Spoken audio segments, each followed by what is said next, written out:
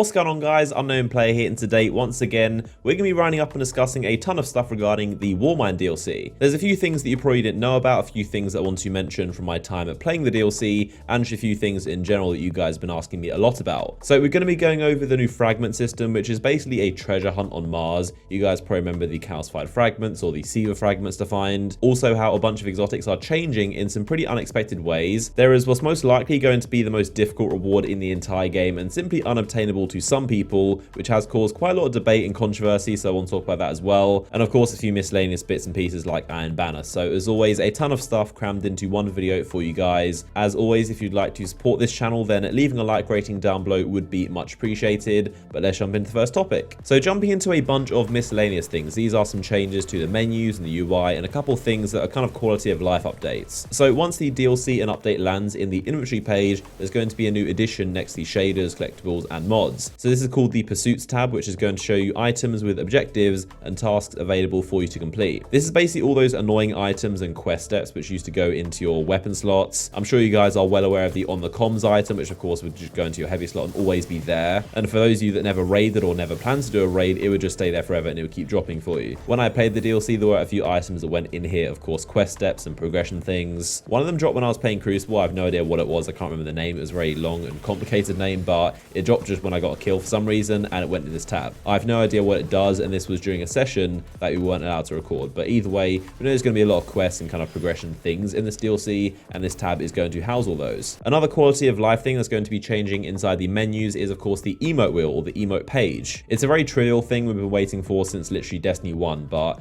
no longer is the up button always wave and the down always sit down. It's pretty simple. You just hit X or A on the emote, and then it's going to flash all of them, and you simply go over and select which button you want the emote to be on. Also notice there's a little Crucible icon next to the top emote. That is because that top emote is always going to be what shows in the Trials preview. By the way, at the Bungie Summit, I did actually suggest that Bungie shorten that big emote showcase, and they said they'd look into it. But there you go, that is the fully customizable emote interface, something very overdue for Destiny. Also, something pretty random, but might as well mention it while we're inside the menu. This is one of the new models of ships that we're getting in the DLC. We've seen these flying about since the beta of Destiny 1, but they've never been available to us, but now we'll be able to get them ourselves. So let's talk about the Mars treasure hunt, which was something we got back in Taken King on the Dreadnought and even in Rise of Iron on the Plaguelands, but hasn't been a thing in any of the Destiny 2 maps or even the DLC, so thankfully it's returning inside Warmind. But this, as you can see, is very familiar to the Calcified Fragments on the Dreadnought. You can see data recovered is 0 out of 45, and this is going to show on your Mars map in the director, so every time you go there, you can kind of keep track of how many you've got. Obviously, no one at this point knows what the reward is, but it's safe to assume it's probably going to be an exotic. I think my bet would be one of these two weapons being held here, either the Anna Bray looking weapon or the Sleeper Simulant in the background, but one of them is probably going to be tied to this. Now, in terms of what these pieces of data are that you have to go around and collect on Mars, you might recognize the symbol, which actually showed up in a recent video, and the symbol there is the same one that you see on these holograms, which I mentioned Guardian shooting. Some of them appear to be in very distant locations, some of them very easy, like this one. So it's going to be 45 of these things dotted around the map that you have to go and shoot. Also, the name of the folder these images were in is called the Golden Age Vault, so we still don't know what that is, if it's a place or an activity. Maybe there's actually a Golden Age Vault somewhere and it opens up when you get all 45. But either way, I really like this system. Obviously, it's more stuff to do and more things to collect, and also kind of forces you to go and explore Mars and see everything around the map. It kind of reminds me of the old GTA games where you have to shoot the pigeons or shoot the balloons, but also the fact you have to shoot these things and not just hold square means they're going to be hidden in some pretty crazy places. So post your speculation down below in the comments. What do you think the reward is for getting all these collectibles and completing the treasure hunt? So moving on, I want to talk about definitely one of the hottest debates and most kind of controversial topics recently, but that is the rank system, and more importantly, the main reward you get from pretty much beating it. So I'm sure you guys are well aware of the new ranking system, which is being applied to competitive Crucible and even quick play as well. But within the rank system, which is going to be in competitive, called Glory, about halfway through there is one specific reward, which is basically a pinnacle reward. Now, when the DLC launches, obviously it's going to kick off Season 3, and the reward for Season 3 is going to be this weapon, a pulse rifle called Roses Claymore. So I used the weapon for a few hours across PvP and PvE, and I can tell you firsthand it is very, very good. It's not just hype. The weapon is genuinely amazing. At the same time, it's not exactly a weapon that you'd want to use all the time. It is very niche and obviously has a weird set of perks. So it's not like a flat out, you should always have this weapon, it's going to be the best for every situation. It's a very specific kind of playstyle. Simply put, the reason it is so good is that when you activate Outlaw, so get a kill with a headshot, and then reload, it's going to activate a perk called Desperado. And this perk is unique to the Claymore, nothing else. It is a specific perk for this gun. Normally the Claymore is a very slow rate of fire, high impact pulse rifle,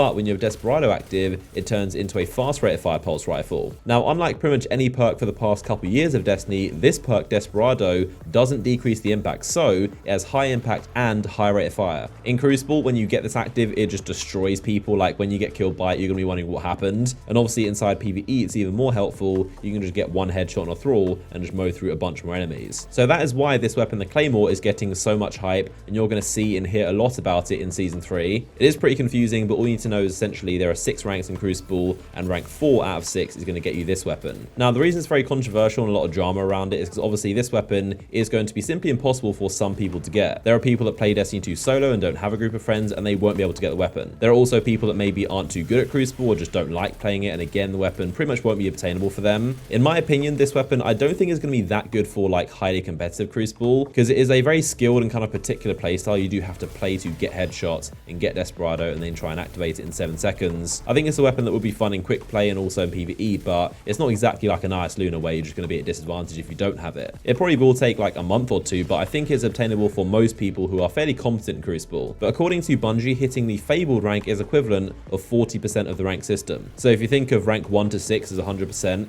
Fabled, where you get the Claymore, is around 40%. And that obviously means the final 2 ranks, Mythic and Legend, are really, really difficult, because obviously that is 60% of the rank system in just those 2 levels. It's also worth noting you have until September to get this weapon. So obviously in September, that's going to start Season 4. And then in Season 4, there'll be a new amazing weapon, which will replace the Claymore, and that'll be the new thing to chase. Also, I did ask Bungie to confirm this, but you can't get the Claymore anywhere else. No rank system, no random loot pools or clan engrams, nothing else. Also, if you hit Legend, there's an ornament and also an emblem which you get. The ornament changes the pattern of the weapon and adds the kind of ranking symbols on it. And then on top of that, for the super hardcore that get to absolute max rank, there is a special secret that awaits you. Again, we don't know what that is, that's all that Bungie said, but some kind of special secret if you get absolute max rank in Crucible. I feel like it's going to be something cosmetic, probably an ornament for something, maybe a cool shader. But even though Bungie are going on a very hardcore stance and rewarding hardcore players and grinding, I don't think Bungie would put anything kind of powerful or exotic as the final secret award. Probably 0.01% of the entire Destiny population is going to get it, so hopefully it's pretty cool. But again, speculate down below in the comments, what do you think the special secret at the end of the ranking system is? The only thing I will say is that I really wish there was a PvE ranking system. There definitely needs to be something equivalent for strikes or patrol or just something for PvE. So moving on, let's talk about exotics. So there's going to be, as we know, a lot of changes to most of the weapons. There is like a very small handful that aren't getting buffed. The rest of them are all getting buffed in crazy ways. And there's also, of course, the Masterwork system, which makes them even better, which I talked about in my latest video. But I wanted to go through even more exotics and how they're getting buffed and changed. Let's begin with the Borealis sniper rifle. So obviously you can change the element, and if you match the correct element to an enemy shield in both PvE or PvP, you're going to make every single bullet in the rest of the magazine do double damage. So flat out double damage, which means you can body shot, as you can see here in the Crucible. In Crucible, the element matching has to be against an enemy super. So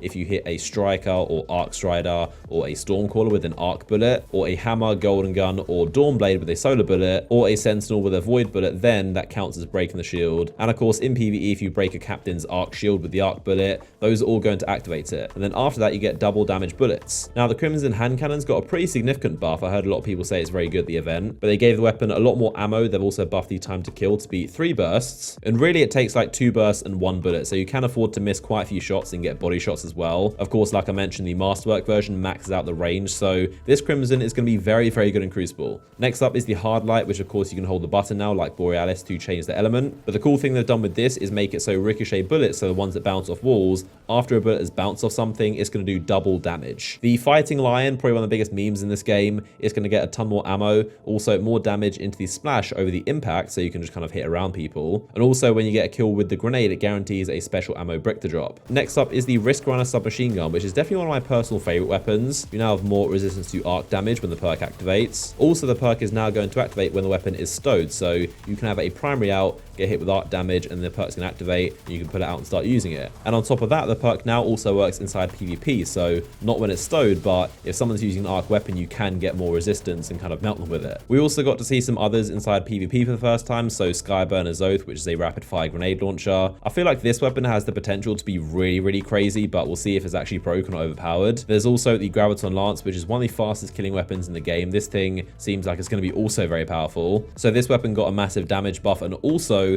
Pulse Rifle's got a buff in the March update, so this weapon just has a ridiculous time to kill. And probably the king of time to kill is the Sturm. When you get kills with the Drang sidearm, jump, it's going to overcharge the first bullet in the stern, and that first overcharged bullet does so much damage you can 2-tap people. So again, you have to be very accurate. Has to be a headshot, but you can get 2 taps, which is ridiculous. Now, I also wanted to mention Iron Banner is returning in just a few days on Tuesday, the 1st of May, and this is going to be your very last Iron Banner of all of Season 2, so it's your last chance to get the ornaments and all the extra cosmetic rewards. Like I always say, the weapons and armor pieces aren't going anywhere. They'll still be in Season 3, but it's the ornaments that will be disappearing. And they also said for all of Season 3, Iron Banner is going to stay as 6v6 and Control, so pretty cool to listen to the community. I still definitely want to see a permanent 6v6 playlist as well, but at least for now, Iron Banner is always going to be that way. So that's going to do it for this video. As always, if you enjoyed it and if you would like to support this channel, then leaving a like rating down below before you leave would be awesome. Still got a bunch more videos I'm working on, so keep an eye out for those coming soon. And of course, any more news or updates, and obviously the DLC itself, I'll have a ton of videos as well. So if you're new to my channel, make sure you are subscribed. In the meantime, though, you can click the image on screen right now to be taken to a recent video I just made. But of course, as always, I massively do appreciate all of you guys watching and all of your constant support, and I'll see you all in the next one.